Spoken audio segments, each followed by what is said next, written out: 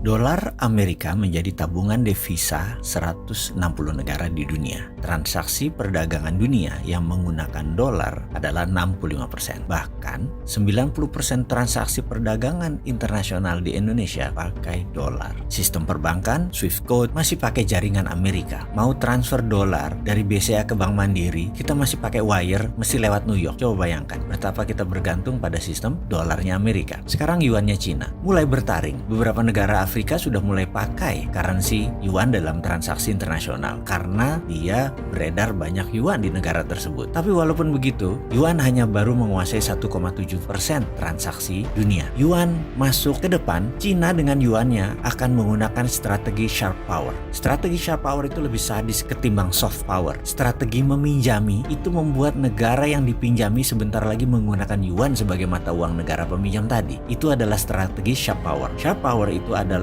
dengan berbagai cara pintar dibungkus dengan proyek jangka panjang yang pada akhirnya adalah untuk masuk trapnya yuan. Jadi kalau kita bicara currency domination, ujung-ujungnya Amerika masih number one, masih numero uno. Kita bahas sebentar tentang rupiah. Selama 7 presiden rupiah tergerus terus nilainya ke bawah. Ada yang terdepresiasi, ada yang terdevaluasi. Intinya nilainya turun terus. Bahkan pernah ke 16.000 terendahnya. Dan apakah dengan transaksi perdagangan kita yang selalu tekor dalam 5 tahun ke depan, akankah jebol rekor 16.000 itu melemah menjadi 17.000? Walau alam, tapi trennya ke arah sana. Sementara, apalagi yang kita harus pikirkan? Militeri, urusan perang bedil dan kombatan kita sangat terbatas. Anggaran kita terbatas. Proxy war kita nggak terlalu paham. Kita nggak terlalu ngerti bagaimana memakai proxy war. Apalagi hybrid war, kita lebih nggak ngerti lagi. Bingung apa itu hybrid war. Non-kombatan lainnya, Indonesia sudah kalah di mana-mana. Buktinya ideological warfare kita kalah, counter ideological warfare-nya nggak ada. Ini kita berantakan di banyak hal karena negara lain mendominasi Indonesia. Sekarang kita lihat apa lagi? Perang apa lagi yang ada? Perang ekonomi atau economic warfare? Kita nggak punya pertahanannya. International warfare sudah telanjang bagi Indonesia. Kita nggak punya pertahanan. Semua sudah terbaca. Mau apa lagi? Media warfare, kita kalah telak. Teknologi warfare, apalagi kita pakai semua teknologi asing. Informational, kita udah nggak bisa nyensor. Udah banyak cara untuk kita ditelanjangi atau diserang oleh mereka. Terakhir tentang cultural warfare atau perang budaya. Lebih parah lagi, Hollywood, drama Korea, Bollywood, film Hong Kong sudah masuk sampai pelosok rumah-rumah di ujung kampung-kampung di Indonesia. Kesimpulan, Indonesia terjajah hampir di semua lini. Secara currency kita kalah, secara militer kita kalah, secara ideologi kita mulai tertekan, secara perdagangan kita kalah, secara budaya kita sudah kalah. Lalu solusinya bagaimana ke depan ini? Intinya adalah kita harus mengerti dulu masalahnya. Setuju nggak? Jangan sampai kita bengong wondering what happened. Dan parah lagi kita mengatakan adalah ini masalah global. Kalau global bisa mempengaruhi Indonesia, itu namanya Indonesia nggak berdaulat. Bagaimana sih ngelihatnya?